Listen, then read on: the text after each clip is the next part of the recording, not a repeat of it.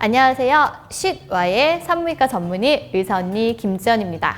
사실 제가 이런 민감한 내용을 하지는 않았던 것 같아요. 그동안 유튜브를 하면서. 그런데 참 한번 해보기로 마음을 먹었고요. 기사 내용을 한번 살펴보도록 하겠습니다.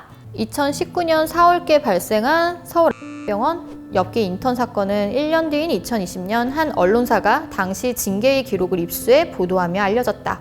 동료 의사 제지에도 불구하고 마취된 여성 환자의 음부를 추행하고 환자를 대상으로 부적절한 발언을 한 점 등이 징계의 기록에 포함된 것으로 보도됐다. 또 여성 간호사에게 남자는 덩치가 크면 성기도 큰데 여자도 그러냐는 등의 희롱성 질문을 하기도 한 것으로 알려졌다. 병원은 당초 정직 3개월 처분만 내렸으나 보도가 이어지자 A씨의 수련의 자격을 취소했다.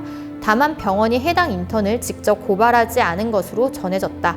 A씨가 형사처벌이 이뤄지지 않은 점을 들어 징계 취소 소송까지 제기한 사실이 알려져 논란이 됐다. 만약 의료계에 자정 능력이 있었다면 수술실에 CCTV라도 달려 있었다면 그런 일이 벌어질 수가 있었겠나? 라고 비판했다. 뭐 이런 놈이 다 있어? 이런 식의 기사 내용입니다.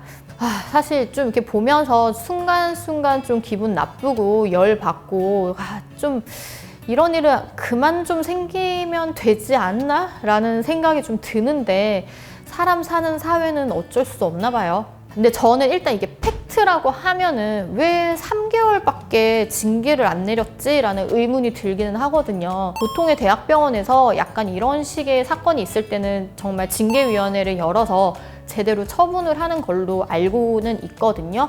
하지만 우리는 한쪽 얘기만 들은 기사만 봤기 때문에 무조건 이게 다 맞다라고 또 얘기는 할 수 없지 않나라는 생각을 사실 하기는 합니다. 최근에 이런 막 기사 같은 걸 보면 너무 마녀 사냥이라던가 너무 자극적으로 쓰거나 아다르고 어다른데 중요한 내용만 딱 쓰고 나머지 다 빼가지고 말이 좀 바뀐다던가 뭐 그런 것도 좀 있기는 해서 무조건 딱 하나만 보고 한 면만 보고 다 판단을 하면 안 된다라는 게 그냥 제 개인적인 생각이어가지고 일단은 뭐 이런 기사나 뭐 사건을 접할 때 무조건 저는 그걸 다 믿지는 않고요. 반대쪽 얘기도 좀 들어봐야 된다라고 생각을 하기는 합니다. 하지만 이 기사가 사실이다라고 하면 진짜 열받아요. 이런 사람은 의사를 하면 안 되는 게 저는 맞다고 생각을 하고요. 물론 이 사람이 진실로 반성을 하고 다시는 이러한 일을 일으키지 않겠다라고 생각을 한다면 그렇다면 저는 뭐 기회를 줄 수도 있다고 생각을 하겠지만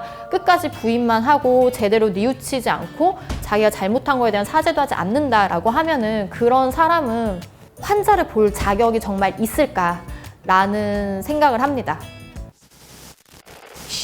오늘 의사 언니 한마디. 한두 사람만 보고 그 집단을 다 평가하시면 안 됩니다. 의사들 중에 좋은 의사 선생님들도 굉장히 많아요. 입니다.